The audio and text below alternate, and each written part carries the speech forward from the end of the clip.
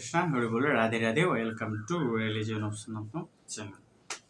তো যে বিষয়টা বলছিলাম, আমি কন্টিনিউয়াসলি আপনাদের জন্য ভিডিও তৈরি করতেছি এবং শ্রীমদ ভগবদ গীতার আর যথাযথ ইসকন থেকে যেটা প্রকাশিত, কথা হচ্ছে তার মানে কি ইসকন লিখছে গীতা না, এটা হচ্ছে পরমেশ্বর ভগবান শ্রীকৃষ্ণের মুখনিসৃত বাণী।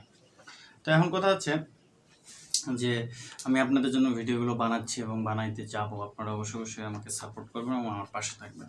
তো আজকে হচ্ছে বিষাদ যোগের 23 থেকে 29 নম্বর শ্লোক। 23, 24, 25, 26 না সরি 24, 25, 26, 27, 28, 28 নম্বর শ্লোক। 5টা করে শ্লোক, 28 নম্বর, 24 থেকে 28।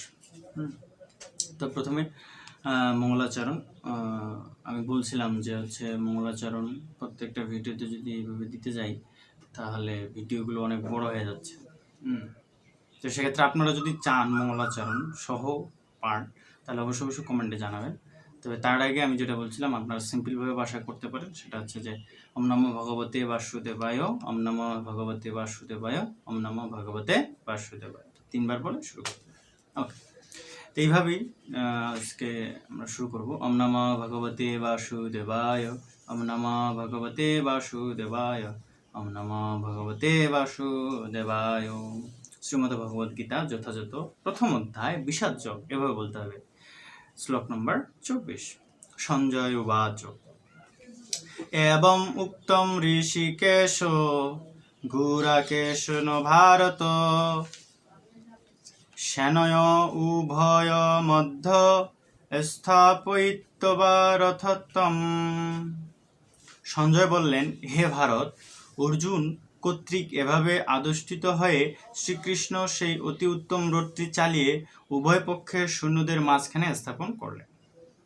অর্থাৎ সঞ্জয় কাকে বলতেছে? ধৃতরাষ্ট্রকে বলতেছে। কি বলতেছে? যে এই যে এতক্ষণ ধরে যে কার পক্ষে কে রয়েছে এবং শঙ্খধ্বনি হলো, তখন অর্জুন পরমেশ্বর ভগবান শ্রীকৃষ্ণকে বলতেছে যে আমার রথটি এই যে উভয় সৈন্যের মাঝখানে স্থাপন করো। আসলে আমি দেখতে চাই আমার সাথে যুদ্ধ করার জন্য কারা এসেছে, এই বিষয়টি। 25 নম্বর শ্লোক। ভীষ্ম দ্রোণ প্রমুখত সর্বেষাং চ মহীক্ষিতাম উবাচ পার্থ পশ্য এতান সমাবেতান কুরুন ইতি। ভীষ্ম, দ্রোণ প্রমুখ পৃথিবীর অন্য সমস্ত নৃপতিদের সামনে ভগবান ঋষিকেশ বললেন, হে পার্থ, এখানে সমবেত সমস্ত কৌরবদের দেখো।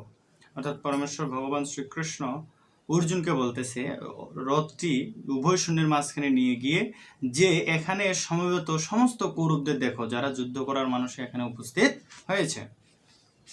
26 নম্বর শ্লোক। অত্র অপশ্য স্থিতান পার্থ পিতৃন অর্থ পিতামহন আচার্যান মাতুলান ভ্রাতৃন পুত্র পুত্রা সখীর তথা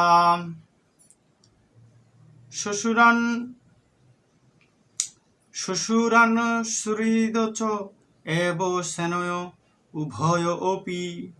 সেখানে অর্জুন উভয় পক্ষের সেনাদলের মধ্যে পিতৃব্য, পিতামহ, আচার্য, মাতুল, ভ্রাতা, পুত্র, পৌত্র, শ্বশুর, মিত্র এবং শুভাকাঙ্ক্ষীদের উপস্থিতি দেখতে পেল। অর্থাৎ সেখানে কাদেরকে দেখতে পেল? আত্মীয় পরিজন ব্যক্তিবর্গকে অর্জুন সেখানে দেখতে পেল। 27 নম্বর। তান সমীক্ষ সকন্তেয় সর্বান বন্ধুর্ত অবস্থিতান কৃপয়া পরয়া আবিষ্ট বিষিদেন ইদম অব্রবীত। যখন কুন্তিপুত্র অর্জুন সর্বস্তরের বন্ধু এবং আত্মীয় স্বজনদের দেখলেন, তখন তিনি অত্যন্ত করুণাদ্র হয়ে বিষণ্ণ ভরে বললেন। কি বললেন? অর্জুন উবাচ। অর্থাৎ যখন অর্জুন দেখলো যে হচ্ছে তার সামনে আত্মীয় স্বজন সবগুলোই আসছে তার সাথে যুদ্ধ করার জন্য, তখন তিনি কিছু কথা পরমেশ্বর ভগবানকে বলেন। সেগুলো কি আমরা শুনি। অর্জুন উবাচ দৃষ্টবা ইমম সজনম কৃষ্ণ যুযুৎসুম সমুপস্থিতম সিদন্তি মম গোত্রাণি মুখম চ পরিশুষ্যতি। অর্জুন বললেন, হে প্রিয়বর কৃষ্ণ, আমার সমস্ত বন্ধু বান্ধব ও আত্মীয় স্বজনদের এভাবে যুদ্ধ অভিলাষী হয়ে আমার সামনে অবস্থান করতে দেখে আমার সমস্ত অঙ্গ প্রত্যঙ্গ অবশ হয়ে যাচ্ছে এবং মুখ শুষ্ক হয়ে উঠছে। কে বলতেছে? অর্জুন বলতেছে যে এই যে আমার সাথে যুদ্ধ করার মানুষে আমার সামনে যারা উপস্থিত হয়েছে, এই যে আত্মীয় স্বজন পরিবর্গ, এদেরকে দেখে আমার শরীর কি কম্পিত হচ্ছে এবং শুষ্ক হয়ে যাচ্ছে। এটা কারণ কি? এটা হচ্ছে কৃষ্ণ হচ্ছেন পরমেশ্বর ভগবান এবং অর্জুন হচ্ছেন তার প্রিয় ভক্ত বা সখা বন্ধু। আর ভক্ত মানুষ সবসময় কি নমনীয় হয়। তো সেক্ষেত্রে অর্জুন একজন ভক্ত ছিল, শুদ্ধ ভক্ত, তার জন্যই পরমেশ্বর ভগবান শ্রীকৃষ্ণ তাকে গীতার জ্ঞান দান করেছে, তার মাধ্যমে আমাদেরকে দিয়েছে। আমরাও এই বিষয়গুলো আমাদের জীবনে প্রয়োগ করব, রিয়েলাইজ করব এবং পালন করার চেষ্টা করব। তো সেক্ষেত্রে অর্জুন চাচ্ছে না, মানে এটা দেখে খুব শোকান্বিত এবং মর্মাহত যে আমার সাথে যুদ্ধ করার জন্য আমার ব্যক্তিবর্গরা এসেছে, এটা দেখে তিনি মানে শোকাগ্রস্ত হয়ে গেছে। তারপর আরও অনেক কথা বলেছে। আপনারা ভিডিওগুলো কন্টিনিউ করুন, তাহলে সবগুলো বুঝতে পারবেন। তা হরে কৃষ্ণ, ভালো থাকবেন, সুস্থ থাকবেন এবং আমি একটা কথা বলি, ধর্মের পথে থাকবেন, ধর্ম নিয়ে রিসার্চ করবেন, জানবেন এবং অন্যদেরকে জানাবেন। ভালো থাকবেন, সুস্থ থাকবেন। হরে কৃষ্ণ।